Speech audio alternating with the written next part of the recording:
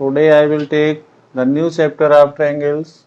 New chapter of triangles means कि specific problems based on similar triangles. Similar triangles में हम बात करते हैं कुछ specific problems की, क्योंकि इससे पहले हमने similar triangles में बात किया था. BPT के माध्यम से आपने देखा, similarity की definition आपने देखा, use of BPT and converse of BPT. इसी के साथ साथ triangles के main feature जो था the ratios between area and the sides. तो sides and area के विषय में आपने देखा क्या ratios होते हैं, और इन्हीं के साथ साथ पाइथागोरस थ्योरम जो राइट एंगल ट्रायंगल पर डिफाइन की जाती है. तो इन सारी चीज़ों पर आपने बहुत कुछ देखा. विगत 3 वीडियोस हमने ट्रायंगल्स पर दिया और हमने काफ़ी कुछ कोशिश किया कि इसमें बहुत अच्छे कॉन्सेप्ट्स आपके क्लियर होते जाएं. साथ में कहीं कोई इफ बट रहती है तो में भी हो सकता है कि उसमें बहुत सारी पॉसिबिलिटीज होती हैं, क्योंकि जो भी कार्य किया जाता है अपने हिसाब से अच्छा करने की कोशिश करते हैं. लेकिन ऐसा तो कह नहीं जा सकता है कि जो है सो हम ही हैं, हमसे भी अच्छे लोग हैं. लेकिन एक प्रयास है हमारा कि एक स्पेसिफिक प्रॉब्लम के माध्यम से ट्रायंगल्स के विशेष पहलू पर हम चर्चा करना चाहते हैं. और आज का ये वीडियो जो होगा वो ट्रायंगल चैप्टर पर लास्ट वीडियोस होगा. तो आइए फिर देखते हैं. इसमें यहाँ पर जो हमारा टॉपिक है स्पेसिफिक क्वेश्चंस ऑन ट्रायंगल, मतलब कि ट्रायंगल पर कुछ विशिष्ट प्रॉब्लम है. और वह विशिष्ट प्रॉब्लम क्या है जो अक्सर यूपी बोर्ड या किसी भी एकेडमिक एग्जामिनेशंस में, कॉम्पिटिशन्स में भी मोस्टली लिए जाते हैं अक्सर. तो इनमें क्या मेन चीज हमें लगी, इस पर आज हम डिस्कशन करते हैं. जैसे क्वेश्चन नंबर 1 है, if the areas of 2 similar triangles, या 2 सिमिलर ट्रायंगल्स की areas are 81 cm square and 49 cm square respectively. तो उनकी एरियाज क्या हैं, 81 cm square and 49 cm square दी गई हैं. Then find the ratios of their corresponding medians की बात कर रहा है, जबकि यहाँ पर करस्पॉन्डिंग साइड्स की रेशियोज की बात होनी चाहिए. लेकिन मेडेंस शब्द डालने के बाद लोगों को ये दिग्भ्रमित कर देते हैं. तो ये एक सबसे स्पेसिफिक पॉइंट मुझे दिखा कि नहीं, ये चीज बच्चों के बीच में जरूर शेयर करनी चाहिए. तो अब देखिए कैसे हम काम करते हैं. यहाँ पर मैंने पहला ट्रायंगल लिया ABC, जिसका मेडन AM मैंने डाल दिया. तो फिगर आपको दिख रहा है लेफ्ट हैंड फिंगर्स के माध्यम से. सेम कंडीशंस में हमने दूसरा ट्रायंगल लिया DEF, और जिसका मेडन क्या डाला, DN डाला. तो इस तरह से हम ये कह सकते हैं AM and DN both are medians of the similar triangle ABC and DEF. Same conditions में अब हम अपने सोल्यूशन की तरफ बढ़ रहे हैं कि इन द फिगर, जैसा फिगर में आपने सिमिलर ट्रायंगल्स के विषय में देखा, जैसे ही सिमिलर ट्रायंगल्स आती है तुरंत आपके दिमाग में ये चीज बार बार नोटिस आना चाहिए कि their corresponding angles are equal, their corresponding sides are in equal ratios of proportionality. Equal ratios of proportionality की बात क्यों कर रहे हैं, क्योंकि इसमें जो रेशियोज होते हैं, रेशियोज ऑफ साइड्स, वो एक प्रोपोर्शन में होते हैं. तो ये 2 चीजें अगर दिमाग में आपके आ जाती हैं तो मीन्स आप सही ट्रैक पर चल रहे हैं. अब यहाँ पर बात करते हैं ट्रायंगल ABM की. ट्रायंगल ABM क्यों ले रहे हैं, क्योंकि ABM लेने से हमें AM को पहले डिफाइन करना होगा. ऐसे ही दूसरे ट्रायंगल में हम पार्ट्स कौन लेते हैं, DEN लेते हैं, जिसके माध्यम से हम मेडन DN को डिफाइन करना चाहेंगे. तो in the triangle ABM and triangle DEN we have angle B is equal to angle E. पहली कंडीशन हमने सिमिलर ट्रायंगल की ली कि अगर जैसे हम साइड्स को कंपेयर करते हैं, सेम कंडीशंस में हमें कह सकते हैं करस्पॉन्डिंग एंगल्स आर इक्वल, क्योंकि हमने पहले शर्त रखा है कि दोनों ट्रायंगल आपस में सिमिलर हैं, और सिमिलर हैं तभी हमने एरिया की बात की है. सेम कंडीशंस में तो एंगल B एंगल E के इक्वल है, एंगल B एंगल E के इक्वल है. ये पहली कंडीशन है. दूसरी कंडीशन के लिए AB upon DE. AB upon DE means in the sequence of sides of triangle. तो ऐसी कंडीशंस में AB upon DE का क्या रेशियो होगा. AB आप देख रहे हैं पहली साइड है ट्रायंगल ABC का, या इस ट्रायंगल का ABN का, ABM की बात कर रहे हैं. सेम कंडीशन DEF या ट्रायंगल DEN की बात कर रहे हैं, जैसा हमने ऊपर इनका नॉमिनेशन किया है. तो AB upon DE is equal to BM upon EN, BM upon EN का मतलब दूसरी साइड का कंपेरिजन कर रहे हैं। इन दूसरी साइड का कंपेरिजन फिर हम किसके इक्वल कर सकते हैं, AM अपान DN, क्योंकि इसकी लास्ट बाउंड्री साइड है जो आप मेडेंस के रूप में ले रहे हैं। इसी के कारण मैंने पूरी ट्रायंगल्स का शेप दिया, लेकिन हाफ ट्रायंगल्स के बेस में हमने पहले मेडन को ही डिफाइन कर दिया। और मेडन को डिफाइन कर देने से आपका जो मेडन वाली प्रॉब्लम थी, जो आपके दिमाग पर बार बार स्ट्राइक कर रही थी कि साइड की प्रोपोर्शनलिटी बात हो रही थी, अब तो मेडन आ गया। तो मेडन कौन सी नई चीज आ गई, वो यहीं पर मूलतः समाप्त हो जाएगी, क्योंकि इसमें हमने ट्रायंगल कौन सा ले लिया, ABM, और दूसरा ट्रायंगल DEN ले लिया। तो इस तरह से यहाँ पर AM इसकी थर्ड साइड हुई और दूसरे ट्रायंगल की DN थर्ड साइड हुई। तो अब हम ये कहते हैं कि means their corresponding sides are equal in the ratio of proportionality. अब रेशियो ऑफ प्रोपोर्शनलिटी में इक्वल होते हैं तो सेम कंडीशंस में हम ये कह सकते हैं where triangle ABM is similar to triangle DEN। अब ये दोनों को प्रूफ कर लेने से हमारे साथ एक बहुत बड़ी अपॉर्चुनिटी आ जाती है कि जब हम इनको सिमिलर ट्रायंगल्स के रूप में प्रूफ कर देते हैं तो areas of similar triangles depend on the sides square. तो अब ऐसी कंडीशंस में एरिया ऑफ ट्रायंगल की ले लें, तो so that area of triangle ABC, अब हम पूरे ट्रायंगल की बात कर लें तो area of triangle ABC upon area of triangle DEF, क्योंकि क्वेश्चन हमारा क्या कह रहा था कि areas of two similar triangles is 81 cm square and 49 cm square.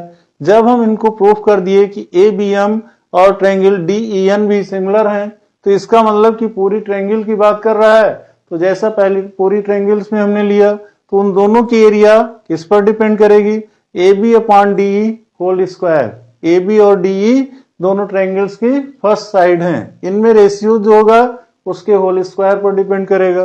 That is equal to AM upon DN whole square, क्योंकि उससे पहले मैंने सिमिलरिटी प्रूव करते समय इस चीज को कंफर्म कर लिया था। अब वहां कंफर्म कर लेने के मतलब कि यही हमारे लिए एक सबसे बड़ा रिसोर्स बन गया कि जिसके द्वारा हम मेडेंस रेशियोज को फाइंड आउट कर लेंगे। अब यहाँ पर बात एरिया की है, तो एरिया तो गिवन है, तो एरिया हमारी कितनी है, फर्स्ट ट्रायंगल की एरिया 81 cm स्क्वायर है, दूसरे ट्रायंगल की एरिया 49 cm स्क्वायर है। cm स्क्वायर से कैंसिल हो गए। अब हम डायरेक्टली जब AM अपॉन DN जो हमारा टारगेट था, मीन्स मेडेंस रेशियो की बात, तो इनका होल स्क्वायर 81 अपॉन 49 है, तो हम डायरेक्टली क्या प्रूव कर सकते हैं कि AM upon DN that is equal to plus minus 9 upon 7। Plus minus means the indications of square root, कि मतलब 81 अपॉन 49 का स्क्वायर रूट निकाला गया और वो रूट वैल्यू क्या आ रही है, 9 अपॉन 7। अब इनके बीच की रेशियो बताना आसान हो गया, तो हमने सीधे कह दिया कि so that thus we get AM is to DN, कि AM और DN में अनुपात क्या होगा, 9:7, मतलब 9 अनुपात 7 होगा।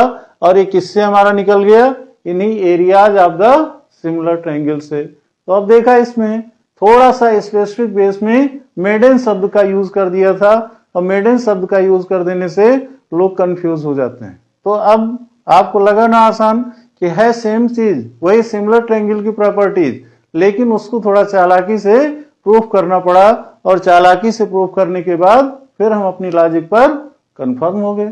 तो ये तो सबसे बड़ी अच्छी चीज मुझे लगी, इसके नाते हमने इस एग्जाम्पल को सजेस्ट किया। दूसरा क्वेश्चन नंबर 2 है, एक फिगर दिया गया है, बहुत गौर से देखिएगा। इस फिगर में क्या दिया है, ABC एक ट्रायंगल है और AD उसका एज ए क्या दे सकते हैं, एल्टीट्यूड दे सकते हैं। मेडन तो नहीं कह सकते, क्योंकि मेडन एक्चुअली क्या होता है, 90 डिग्री एंगल कंपलसरी होना चाहिए। और दूसरी सबसे बड़ी चीज ये है कि इनके मिड पॉइंट, जैसे BC है, BC के मिड पॉइंट पर होना चाहिए, ऐसा कुछ नहीं है। लेकिन फिर भी हम मान लेते हैं कि AD इनका एज ए एल्टीट्यूड काम कर रहा है। तो इन फिगर, जैसा ये फिगर में दिया है, AD is perpendicular on BC, कि मतलब AD क्या है, BC पर एक परपेंडिकुलर ड्रॉप किया गया है। तो परपेंडिकुलर ड्रॉप कर दिए, so that AB square plus CD square. अब यहां से हम क्या कर रहे हैं, AB स्क्वायर मतलब ये वाली भुजा plus CD square. CD square का मतलब कि ये CD स्क्वायर जो पहले दिया गया है, मीन्स हम किस पर बात कर रहे हैं, ट्रायंगल ADC पर बात कर रहे हैं। तो ट्रायंगल ADC पर अगर हम बात करते हैं तो यहां से भी अभी हमारी बात नहीं बनती है। सो दैट ये कौन सा है, SHOW, सो माने दिखाओ। तो so that AB square plus CD square means AB square और CD स्क्वायर का सम क्या होता है, BD square plus AC square. ये सो दैट करना है, मतलब कि इसको प्रूफ करना है। और प्रूफ करने की बात जब आती है तो फिर हम उसी PGT वाले फॉर्मूले की तरफ बढ़ेंगे, बौधायन पाइथागोरस थ्योरम। अब बौधायन पाइथागोरस थ्योरम पर पढ़ने से पहले हम पहले ट्रायंगल डिसाइड कर लें, कौन सी ट्रायंगल में कौन सा रूल फॉलो करेंगे। तो इन ट्रायंगल BDA, अब गौर कीजिए कौन सी ट्रायंगल ले रहे हैं, BDA, नीचे वाली ट्रायंगल ले रहे हैं। तो ट्रायंगल BDA में क्या कर रहे हैं, AB square means hypotenuse square is equal to AD square plus BD square means perpendicular का स्क्वायर प्लस बेस का स्क्वायर। किसने ये रूल दिया, बाय बौधायन पाइथागोरस थ्योरम ने। तो यहां पर फिर हम देखते हैं दोबारा फिर कौन सा ट्रायंगल ले रहे हैं, CDA। CDA ट्रायंगल कौन सी है, CDA ऊपर वाली ट्रायंगल। तो ऊपर वाली ट्रायंगल में भी यही काम करेंगे, AC square as a hypotenuse read करेंगे। तो AC square is equal to AD square plus DC square means hypotenuse square is equal to perpendicular square plus base square. अब हम क्या करते हैं, दोनों कंडीशंस को मतलब कि पहले इक्वेशन से दूसरे इक्वेशन को सबट्रैक्ट कर देते हैं। तो now we get AB square पहले ट्रायंगल के अकॉर्डिंग है, हाइपोटेन्यूज की वैल्यू है, और दूसरे ट्रायंगल के अकॉर्डिंग AC स्क्वायर है। तो AB square minus AC square is equal to, अब यहाँ की वैल्यूज क्या है AB स्क्वायर की, AD square plus BD square. तो यहां पर वैल्यू पुट कर दिए AD square plus BD square, और माइनस दूसरी triangle condition AD square plus DC square. तो यहाँ AD square plus DC square रखेंगे। अब आप यहां देख रहे हैं AD स्क्वायर और AD स्क्वायर आपस में प्लस माइनस के झंझट के कारण कैंसिल हो जा रहे हैं। अब ये कैंसिल हो रहे हैं तो ऐसी कंडीशंस में हम क्या करेंगे कि यहां पर ये प्रमुख रूप से देखेंगे, जब आप माइनस साइन से इसको ओपन किए थे तो AD square minus DC square होगा, या DC इसको CD के तौर पर भी कह सकते हैं। I am sorry taking the new pointer. यहां इस पॉइंटर से कुछ प्रॉब्लम थी तो हमने कहा दूसरे पॉइंटर को लेते हैं। तो यहां से AD square minus DC square हो जाएगा, क्योंकि माइनस से आप इस ब्रैकेट को ब्रेक कर रहे हैं AD square plus DC square को। तो माइनस से ओपन करेंगे तो minus AD square minus DC square, AD square से कैंसिल हो जाएगा। तो यहां से हमारे पास बचा क्या कि AB स्क्वायर हमारे पास है, और जो DC स्क्वायर है इसको DC या CD कुछ भी लिख सकते हैं। तो यहां लाएंगे माइनस DC स्क्वायर, तो ये प्लस DC स्क्वायर या CD स्क्वायर के रूप में हो जाएगा, और BD स्क्वायर राइट हैंड में ऑलरेडी पहले से बचा है। तो इधर का जो माइनस AC स्क्वायर है उस साइड में जाएगा तो AC स्क्वायर हो जाएगा। अब आप जरा गौर कीजिए अपने सो दैट वाली कंडीशन पर, जहां आपको प्रूफ करना है।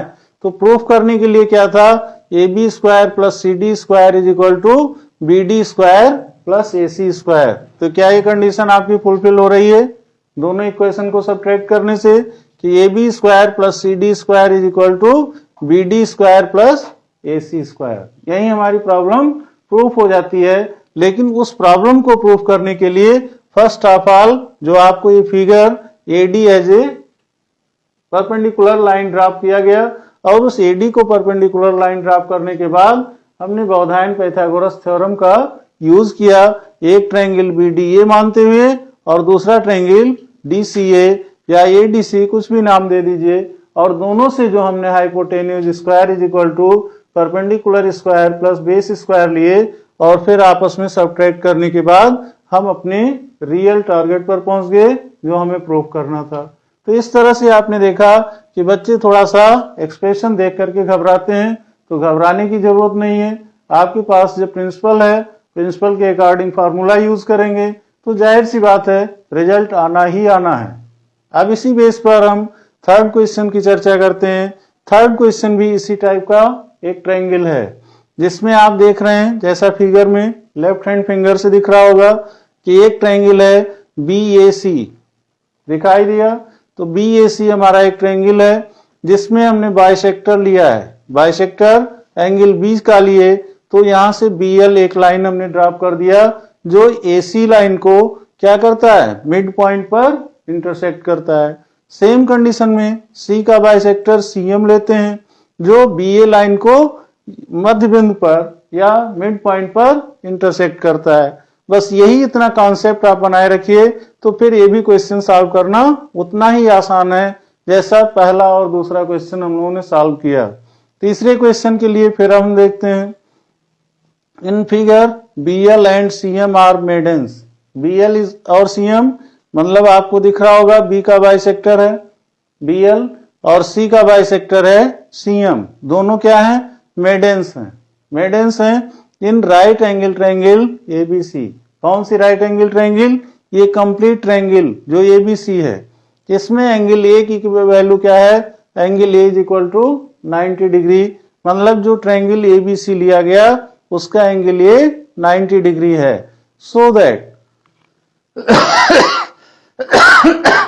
सॉरी तो यहां से फिर हम देखते हैं सो दैट की बात कर रहे हैं, SHOW सो मीन्स दिखाना है कि ये कंडीशन हमें फुलफिल करनी है।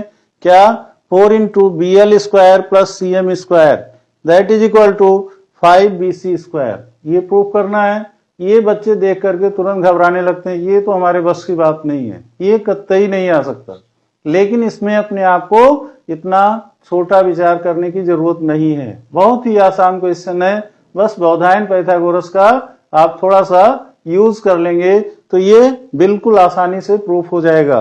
तो हम यहाँ पर देखते हैं सो दैट मतलब जिसको हमें प्रूफ करना है या दिखाना है वो क्या है, 4 into BL स्क्वायर माने कि एंगल B का bisector plus CM square angle C का bisector that is equal to 5BC square. ये किसके इक्वल है, 5BC स्क्वायर के इक्वल है। सेम कंडीशंस में अब हम अपने रियल पॉइंट ऑफ व्यू पर पहुंचते हैं।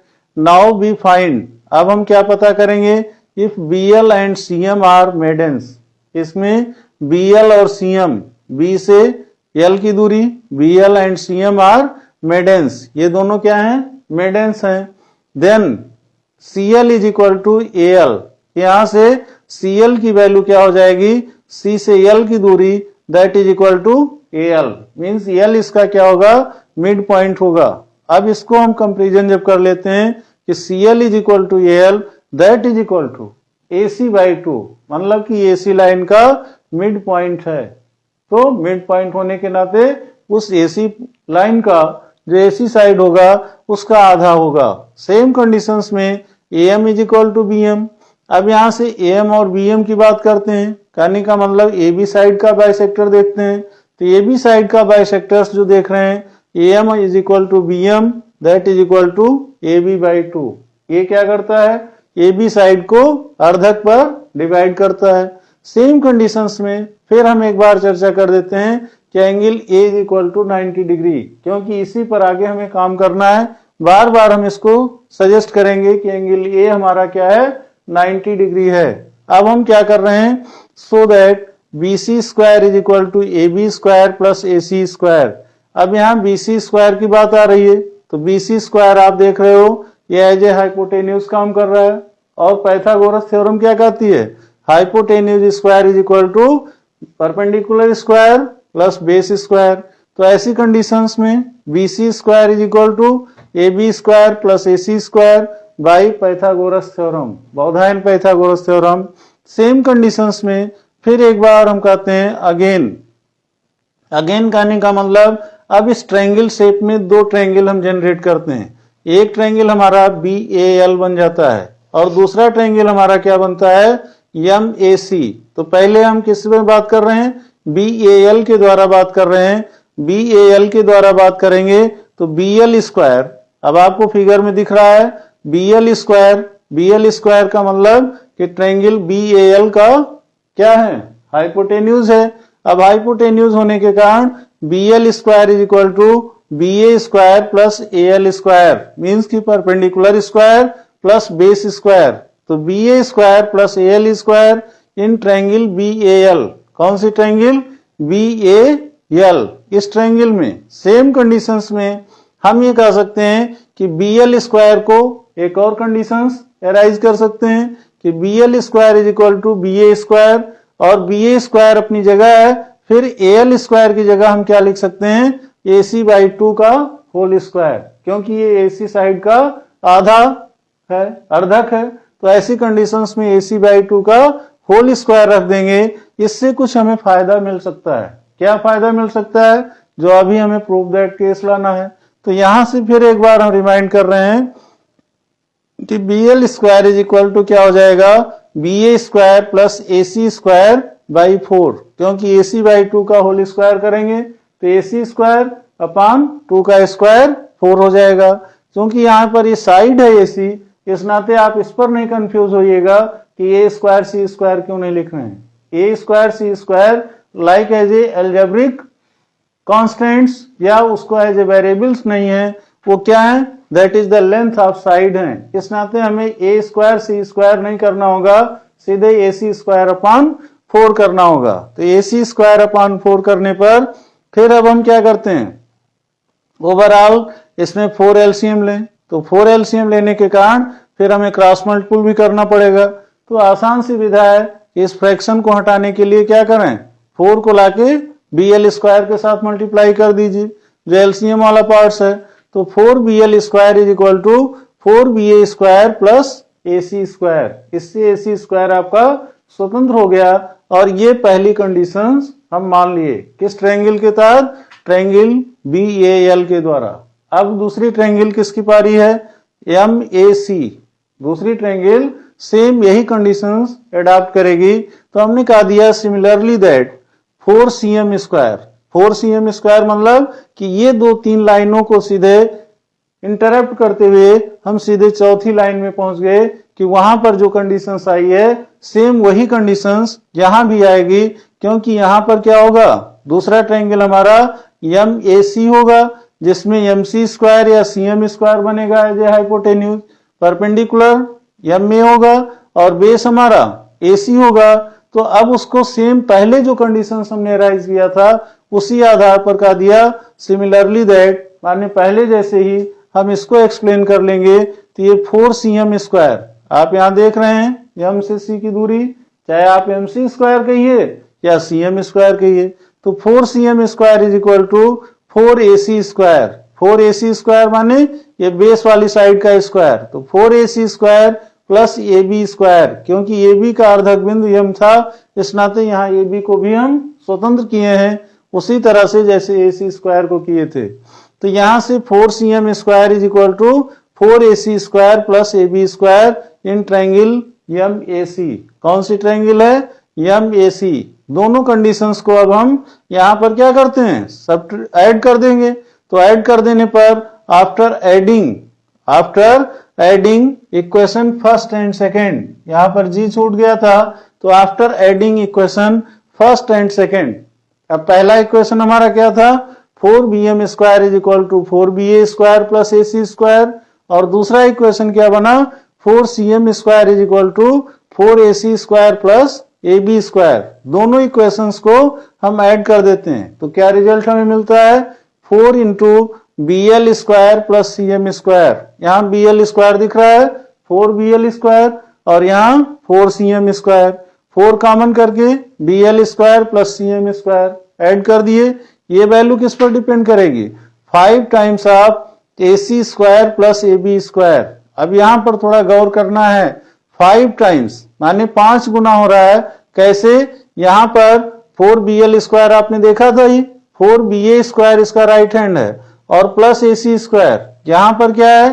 4 ए सी स्क्वायर माने ए सी के साथ जुड़ेगा, तो 4 ए सी प्लस 1 ए सी 5 ए सी हो जाएगा। और ए बी स्क्वायर किसके साथ जुड़ेगा?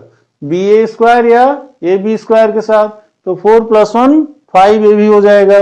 यहां बच्चे कंफ्यूज नहीं होंगे, यहां पर बारीकी से देखेंगे इस एक्सप्रेशन में कि 4 B A square 1 B A square या ए बी स्क्वायर के साथ जुड़ के 4 प्लस 1 5 बन रहा है। सेम कंडीशंस में यहाँ ए सी स्क्वायर अकेला है और यहाँ 4 ए सी स्क्वायर है। ये भी मिलकर के 5ac स्क्वायर हो रहे हैं। तो 5 यहाँ कॉमन कर ले रहे हैं, ac square plus ab square. अब आप अपने मूल ट्रायंगल पर आ जाइए, ab square plus ac square. तो ab square plus ac square किसके इक्वल है? bc स्क्वायर के इक्वल है। तो अब हम यहाँ कह सकते हैं 4 times of bl square plus cm square is equal to 5bc square. यही हमें प्रूफ करना था, जो हमारी ये कंडीशंस फुलफिल कर रही है। तो आपने देखा कि 3 तरह के हमने एग्जाम्पल सजेस्ट किए और वो तीनों एग्जाम्पल ट्रायंगल के स्पेसिफिक प्रॉब्लम की कैटेगरीज में आते हैं, जिसमें आपको सामान्य तौर पर सिमिलरिटी के भी प्रॉपर्टीज मिल रही हैं और इसके साथ साथ एरिया ऑफ ट्रायंगल की बात हो रही है। एरिया ऑफ ट्रायंगल के साथ साथ बौधायन पाइथागोरस का हम एप्लीकेशन कर रहे हैं। आगे बौधायन पाइथागोरस का एप्लीकेशन हम ट्रिग्नोमेट्री आइडेंटिटीज के तौर पर हाइट एंड डिस्टेंस में करेंगे, लेकिन अभी उसके लिए थोड़ा सा आप लोगों को इंतजार करना पड़ेगा। एक चैप्टर इसके लिए फिर फिजिक्स हम स्टार्ट करेंगे और फिजिक्स के बाद फिर हम मैथ्स की रूटीन में आ जाएंगे। तो आफ्टर 2 और 3 डेज में फिर आपको ट्रिग्नोमेट्रिक पोर्शन मिल जाएगा और वह ट्रिग्नोमेट्रिक पोर्शन बहुत ही महत्वपूर्ण होगा। तो इस नाते हम आपसे बार बार यही रिक्वेस्ट करेंगे कि आप इस चीज को, इस कॉन्सेप्ट को बनाए रखेंगे तो अगला चैप्टर आपको बहुत आसानी से समझ में आएगा। साथ में फिजिक्स के लिए भी आप अच्छी जानकारी रखेंगे। तो जैसा हमने आप लोगों से प्रॉमिस किया है कि physics, chemistry and mathematics both are the easy subject for the 10th standard and 12th standard, there is no problem. और जितना भी हो सकेगा हम उसमें आप लोगों की मदद करेंगे और अच्छे से अच्छा वीडियो देने का पूरा प्रयास करेंगे। तब तक के लिए धन्यवाद।